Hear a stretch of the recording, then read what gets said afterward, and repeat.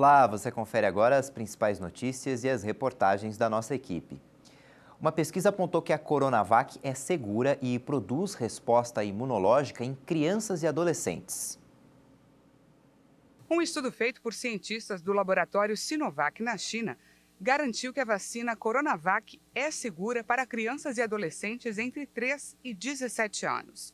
Segundo o artigo divulgado na revista científica The Lancet, após 2 doses da Coronavac aplicadas em um intervalo de 28 dias, mais de 96% do grupo testado produziu anticorpos contra o SARS-CoV-2. Os dados não tratam ainda da eficácia da vacina nesta faixa etária, já que a conclusão só é obtida com estudos de fase 3, que verificam qual o nível de proteção contra casos graves, hospitalizações e mortes. No atual estágio, fases 1 e 2, a intenção dos pesquisadores é comprovar que, além de segura, ela é capaz de ativar o sistema imune contra um novo coronavírus. Semelhante aos achados de outras vacinas, os autores observam que entre crianças e adolescentes, as respostas imunológicas foram maiores que em adultos de 18 a 59 anos e idosos com 60 anos ou mais. Mas nenhuma diferença significativa na resposta imune foi detectada em uma análise por grupo de idade. Na maioria dos casos, as reações adversas foram ligeiras ou moderadas, sendo que a dor no local da injeção foi o sintoma mais comum. A Universidade de Oxford começou a testar uma vacina desenvolvida com o laboratório AstraZeneca contra a variante beta do novo coronavírus. A cepa originalmente foi detectada na África do Sul. A universidade e o laboratório anglo-sueco esperam reunir 2.500 voluntários no Reino Unido, África do Sul, Brasil e Polônia para iniciar as fases 2 e 3 do ensaio clínico em humanos. O protótipo usa a mesma tecnologia de vetor viral, também usada na vacina AstraZeneca já adotada contra o vírus. De acordo com o comunicado da universidade, os criadores esperam ter dados provisórios dos testes ainda este ano e submetê-los à revisão regulatória. Acredita-se que os imunizantes atuais sejam menos eficazes contra a variante beta do vírus, embora todos pareçam ser muito eficazes na prevenção de suas consequências mais graves. E um estudo publicado pela Universidade de Oxford garantiu que um intervalo maior entre a primeira e a segunda dose da vacina AstraZeneca pode melhorar a eficácia do imunizante contra a Covid-19. Pesquisadores mostraram que, longe de reduzir a eficácia do imunizante, um intervalo de até 45 semanas entre as 2 doses melhora a resposta imunológica ao vírus. De acordo com a direção do grupo farmacêutico, a vacina da AstraZeneca apresentou excelente resposta à segunda dose, mesmo 10 meses depois da aplicação da primeira. Outro estudo da universidade já havia indicado que a eficácia da vacina era maior com um intervalo de 3 meses entre as doses do que num espaço de 6 meses. Os pesquisadores também descobriram que uma terceira dose injetada mais de 6 meses após a segunda leva a um aumento significativo nos anticorpos e provoca uma forte resposta imunológica contra a Covid-19. A notícia pode tranquilizar países com menos suprimentos de vacina e que podem estar preocupados com atrasos na obtenção de segundas doses para suas populações. Mais de 3 bilhões de doses de vacinas contra a Covid já foram aplicadas em todo o mundo. As informações são de um balanço da agência France Press com base em dados oficiais dos países. O planeta demorou 20 semanas para alcançar a marca de 1 bilhão de doses e 6 semanas para 2 bilhões. A última barreira foi superada em menos de 4 semanas, o que demonstra a aceleração das campanhas de vacinação. Quase 40% das doses foram administradas na China.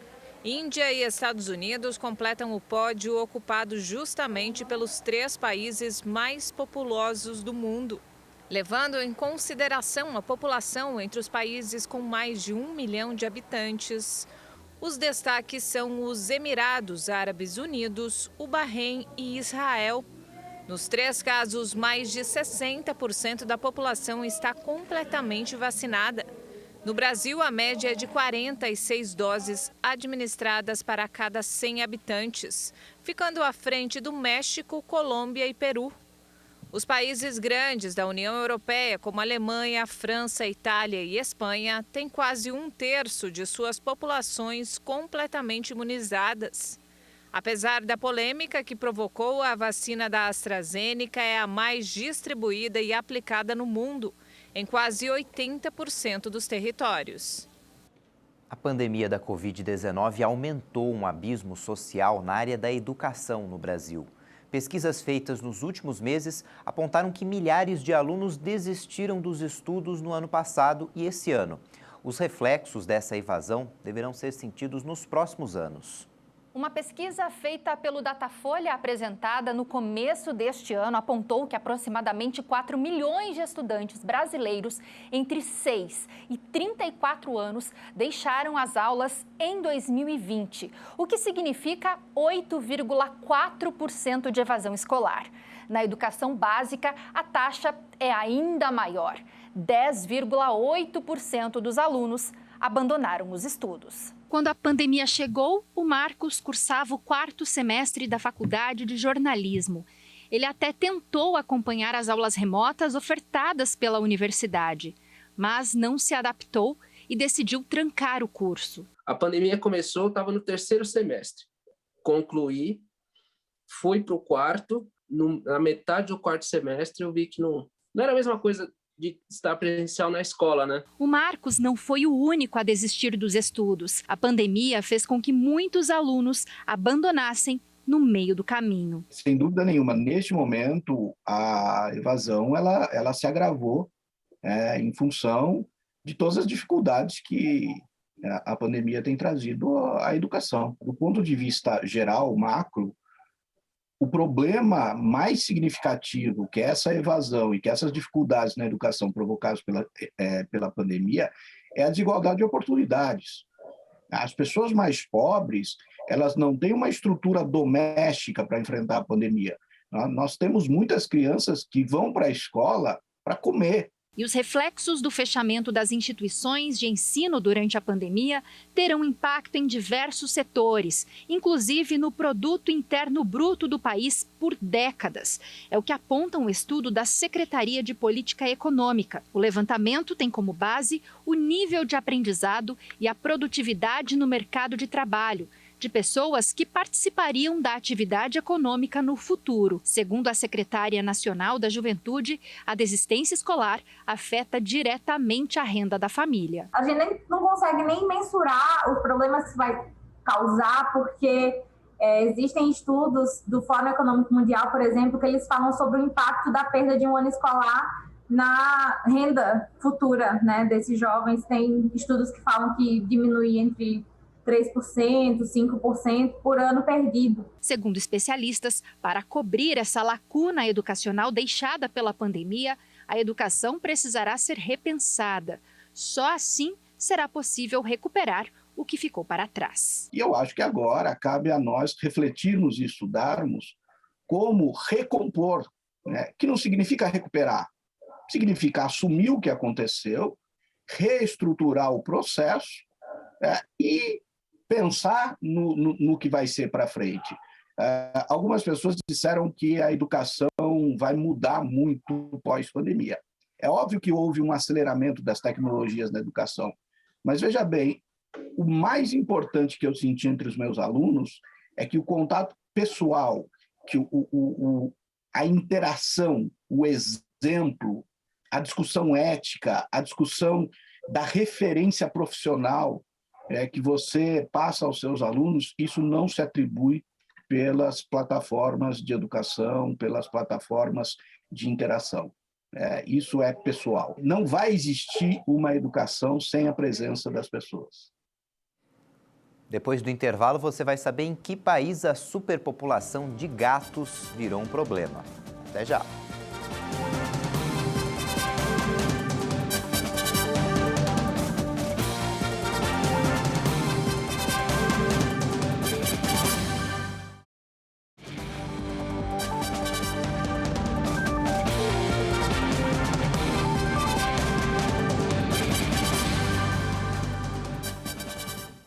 O valor de mercado do Facebook bateu nessa última semana um recorde histórico. O gigante das redes sociais passou a integrar o seleto grupo das empresas com o valor de mercado superior a US$ 1 trilhão. Esse valor equivale a quase 5 trilhões de reais. O valor de mercado é calculado com base no preço das ações. A alta dos papéis ocorreu depois de uma sentença judicial favorável. Um juiz americano rejeitou uma acusação de práticas monopolistas contra a companhia. As ações foram apresentadas pela entidade reguladora da concorrência dos Estados Unidos. Agora, o Facebook integra o seleto grupo das empresas que valem mais de US$ 1 trilhão no mercado americano, formado pela Apple, Microsoft, Amazon e Alphabet, que é a dona do Google.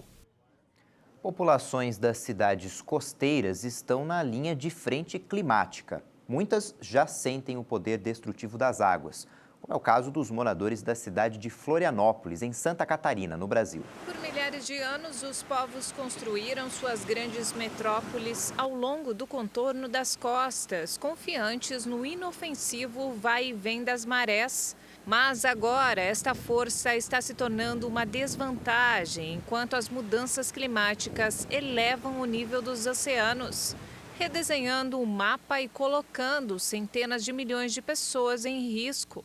Florianópolis é um exemplo disso. A ilha ligada ao continente por 2 pontes sofre as consequências da erosão. O meu terreno ia até a frente das pedras lá embaixo. Eu acho que perdi uns 7 metros de terreno, mais ou menos. Até o ano de 2010, aqui onde nós estamos, tinha praia normal, como vocês podem ver. E era possível ter um ambiente de lazer, colocar o guarda-sol, jogar futebol. Desde o início de maio, a maré alta invadiu a praia do Morro das Pedras, ao sul da ilha, e avançou sobre as casas construídas à beira-mar. Os moradores tentam conter a maré com sacos de areia. É uma solução provisória, tá? Mas não resolve o problema. Eles querem obra de contenção, os moradores querem obras estruturais de muro de pedra, de rocha, de roncamento, mas já foi, não é permitido por lei. A temporada de chuvas que se associa com a maré alta torna a situação ainda pior. Os moradores que vivem com medo usam o que têm em mãos para alertarem uns aos outros. É muita chuva, né, que ultimamente está dando. Então, quando dá muita chuva, todo mundo tem medo. E todo mundo fica se comunicando por WhatsApp, mandando foto, como é que está a situação. Porque todo mundo tem medo de alagamento e deslizamento. O relatório do painel intergovernamental de mudanças climáticas concluiu que a elevação do nível do mar pode provocar uma explosão de migração em massa e forçar cidades inteiras a ser abandonadas por causa das inundações. Assim como nesta região de Florianópolis, em outras cidades do mundo, a população já conhece bem o poder destrutivo da água.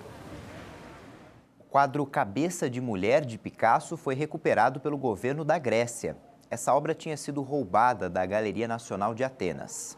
A tela cubista de Picasso, de 1939, representa um busto de mulher e foi um presente do pintor espanhol ao povo grego em 1949 por sua resistência contra as forças nazistas. A obra tem uma dedicatória escrita em francês que afirma, para o povo grego, uma homenagem de Picasso.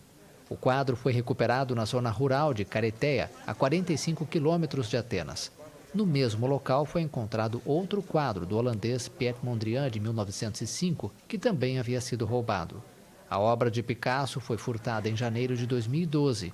Os criminosos aproveitaram as falhas no sistema de segurança do museu, que fica no centro de Atenas. O roubo durou apenas 7 minutos, o tempo que 2 homens levaram para retirar as obras das molduras. Um suspeito do crime foi preso. A pandemia trouxe ou forçou algumas inovações tecnológicas e agora o consumidor consegue interagir com o produto sem ter contato com ele. Com a tecnologia, nada mais é como antes, nem mesmo a forma de interagir com o consumidor. A pandemia também trouxe um novo modo de vender um determinado produto. Nos supermercados, por exemplo, as ações de degustação e demonstração foram suspensas e foi preciso encontrar uma nova maneira de atrair o consumidor. Agora, a informação vem através de uma tela.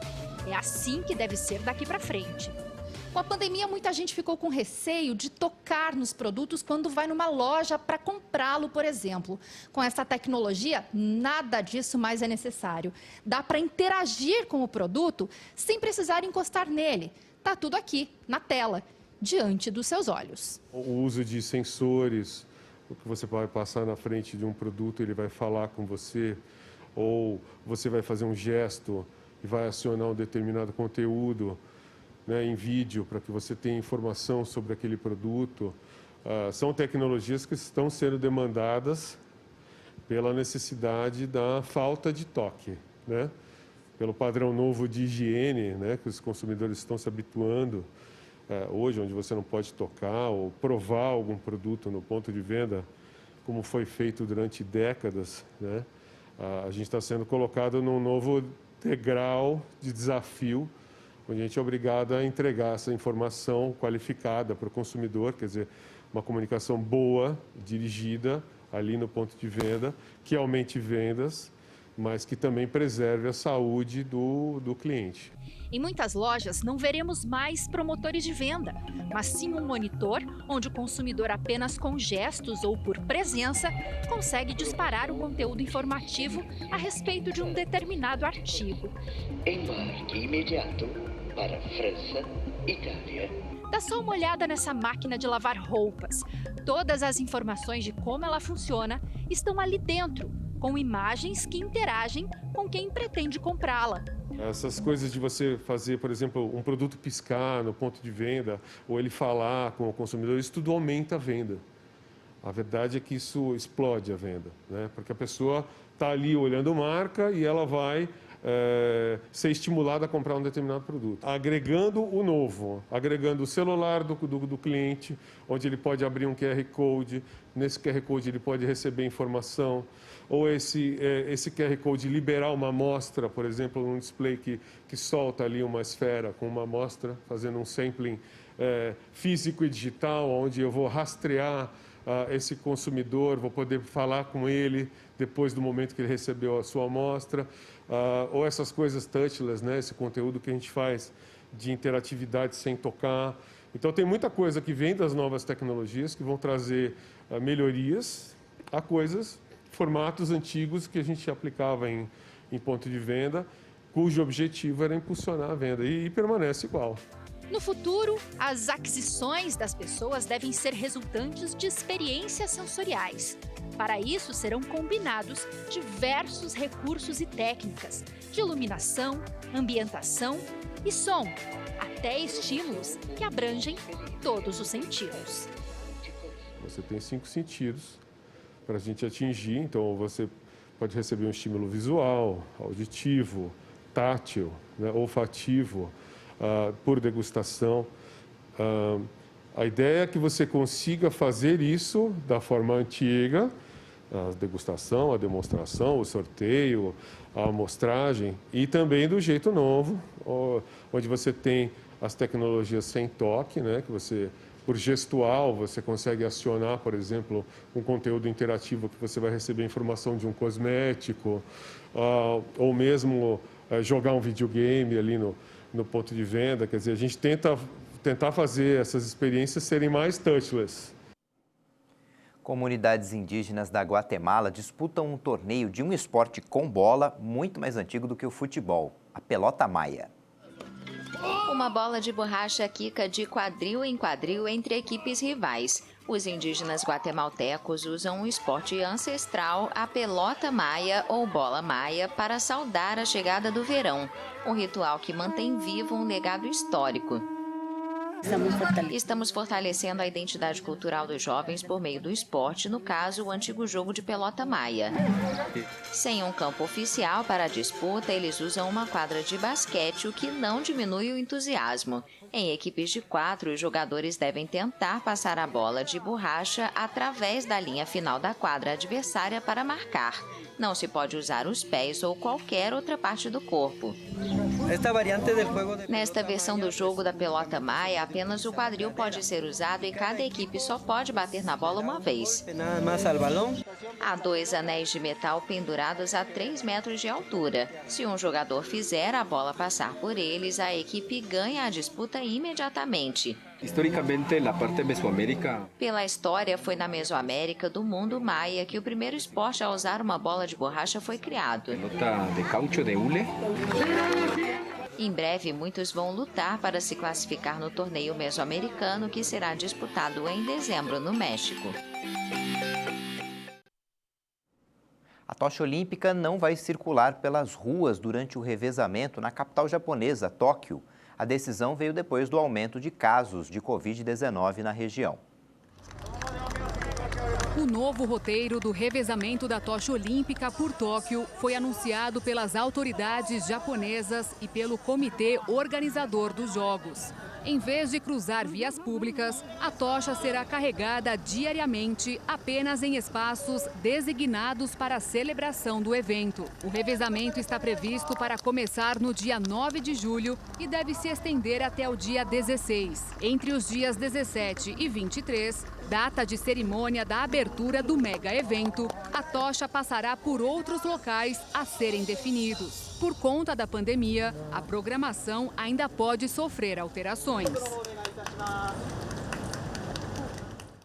Na ilha de Chipre, no mar Mediterrâneo, voluntários tentam controlar a superpopulação de gatos. Ao que tudo indica, a relação entre humanos e felinos atravessa centenas de anos. Na ilha foi encontrado o mais antigo registro histórico da domesticação de gatos em um cemitério de 9.500 anos de idade. Mas nos últimos anos, o crescimento da população felina tem causado dor de cabeça às autoridades locais. Num santuário a 80 quilômetros da capital, voluntários encontram gatos abandonados do outro lado da cerca todos os dias. Eles são resgatados, cuidados e encaminhados à doação. Porém, o número de tutores é insuficiente para atender a demanda. A cada ano, cerca de 100 gatos são encaminhados para novos lares. Mas o número de entradas no santuário supera as doações. Nos últimos tempos, o Estado tem reservado um pouco mais de R$440 mil anuais para esterilizações dos felinos. O governo local teme não conseguir lidar com a população de gatos que só cresce, principalmente em decorrência da crise econômica desencadeada pela pandemia do novo coronavírus. Pandas de Taiwan celebraram o aniversário do filhote. O evento até foi transmitido online e contou com um bolo de frutas. Estes pandas estão celebrando um dia importante, o primeiro aniversário do filhote no zoológico de Taipei, em Taiwan. O zoológico também organiza uma atividade chamada Vocação do Futuro. É que, de acordo com a tradição chinesa, os pais colocam vários itens representando diferentes profissões perto do bebê para ver qual item ele pega primeiro. Entre as possibilidades escritas no bambu estão veterinário, zelador, CEO corporativo e empregos que podem ajudar na conservação do zoológico. Yunbao, que significa bebê redondo em mandarim, nasceu de Tuan Tuan e Yuan Yuan, que foram presenteados pela China em 2008 para marcar as relações aquecidas entre os dois rivais. Yuan Yuan deu à luz a sua primeira filha, Yuan Zai, em 2013. A forte onda de calor em parte do Canadá e dos Estados Unidos tem afetado a vida dos ursos e uma família foi vista aproveitando um banho de piscina. Encontraram uma piscina e pouco importa que não foram convidados para um mergulho.